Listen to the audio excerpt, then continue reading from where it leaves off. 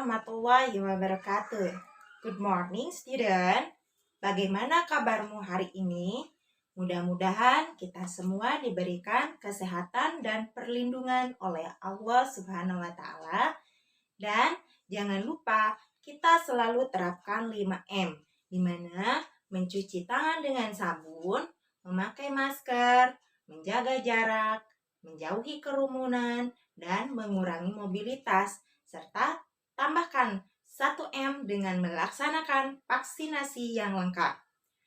Pada hari ini, Bu Tati akan menyampaikan materi tema 8, lingkungan sahabat kita.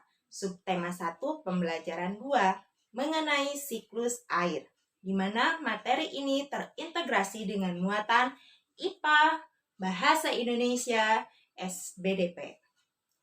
Sebelum memulai belajar, jangan lupa untuk berdoa terlebih dahulu dan siapkanlah alat tulismu. Inilah kompetensi dasar beserta indikatornya.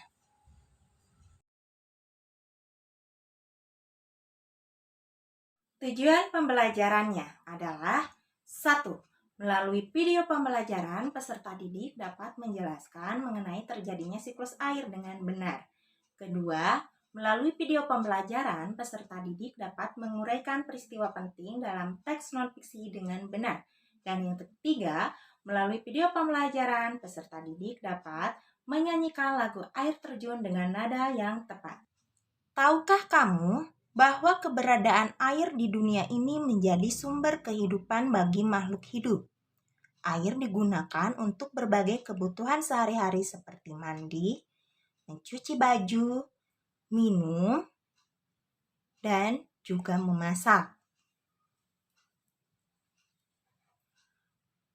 Air pun digunakan untuk kebutuhan pertanian seperti menyiram tanaman atau juga bisa dalam kebutuhan untuk industri dalam pengolahan industrinya.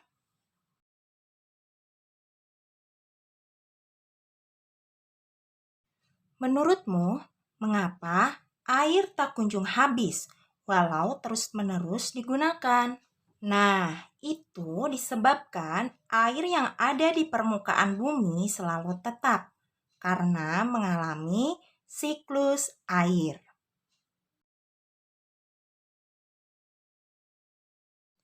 Sekarang, Ibu akan mengajakmu mengenai bagaimana proses daur siklus air dalam bentuk nyanyian. Simak dan dengarkan.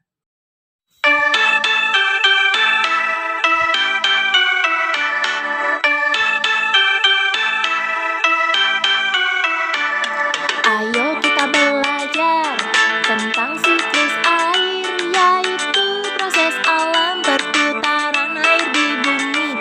Yaitu proses alam perputaran air di bumi. Ada 3 tahapan dalam siklus air. 1. Evaporasi, penguapan air di bumi. 2. Kondensasi, pengembunan menjadi awan. 3. Presipitasi, turun hujan ke bumi. 3. Presipitasi, turun hujan ke bumi. Itulah semua daur siklus air. Mari kita jaga supaya tetap lestari. Mari kita jaga supaya tetap lestari.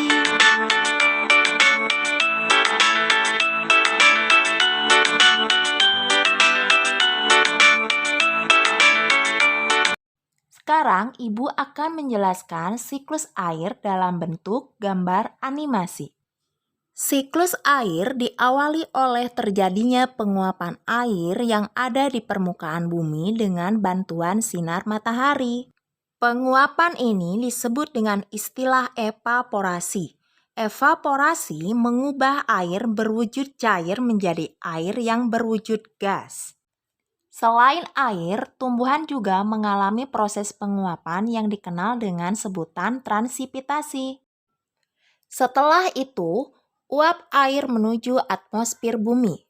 Ketika uap air yang dihasilkan melalui proses evaporasi naik hingga mencapai suatu titik ketinggian tertentu, uap air tersebut akan berubah menjadi titik-titik air melalui proses kondensasi.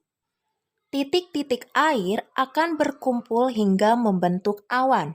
Selanjutnya, awan yang tebal dan gelap akan mengalami proses presipitasi.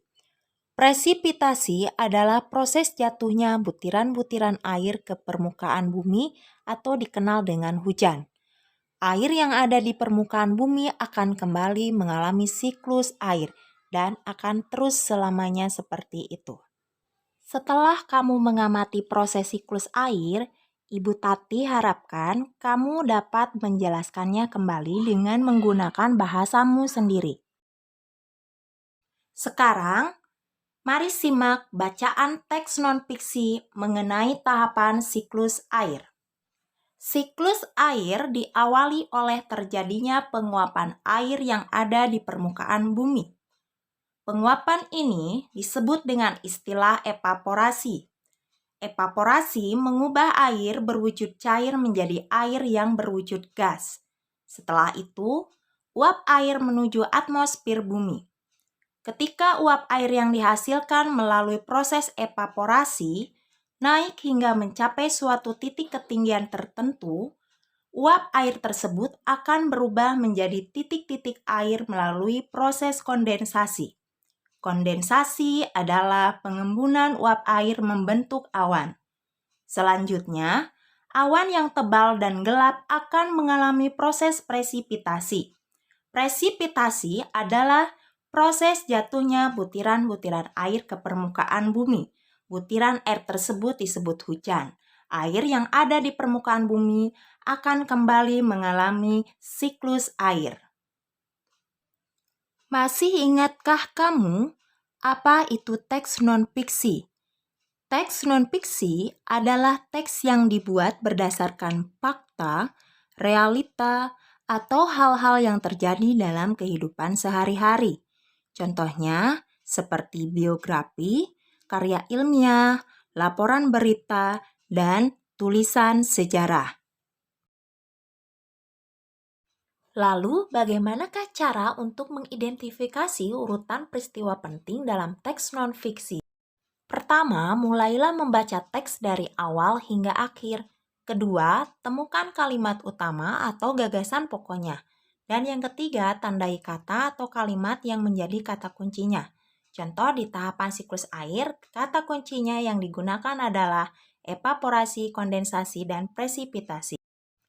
Ibu ambil contoh untuk urutan peristiwa penting pada tahapan siklus air ini dengan menggunakan contoh diagram alir. Lihat dan amati prosesnya. Seperti ini ya anak-anak. Setelah tadi kamu belajar untuk mengidentifikasi urutan peristiwa penting dari tahapan siklus air, sekarang waktunya Ibu Tati mengajakmu untuk menyanyikan sebuah lagu yang berjudul Air Terjun ciptaan Bapak Ate Mahmud.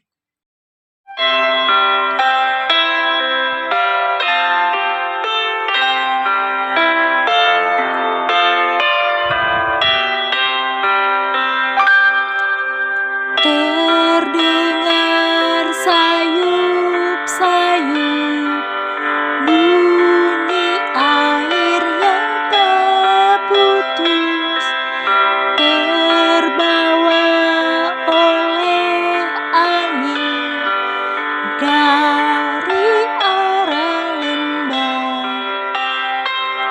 Makin dekat, makin jelas gemuruh air yang terhempas, air terjun di lembah mengalir terus.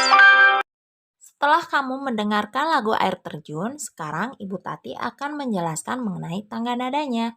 Tangga nada yang digunakan yaitu diatonis mayor, di mana ciri-cirinya yaitu 1 dinyanyikan dengan riang gembira, 2 dinyanyikan dengan penuh semangat, yang ketiga biasanya diawali dan diakhiri dengan nada C sama dengan Do, dan memiliki interval nada 1-1 setengah, 1-1 setengah. Bagaimana pembelajaran hari ini? Menyenangkan, bukan? Kesimpulan pembelajaran hari ini, kita harus menjaga siklus air agar air yang ada di permukaan bumi ini senantiasa tetap lestari. Oleh sebab itu, jagalah lingkungan sekitar kita dengan tidak merusak dan juga mengotorinya. Semoga apa yang dipelajari hari ini bermanfaat bagi kita semua. Dan jangan lupa selalu bersyukur dan ingat, kerjakan tugasnya.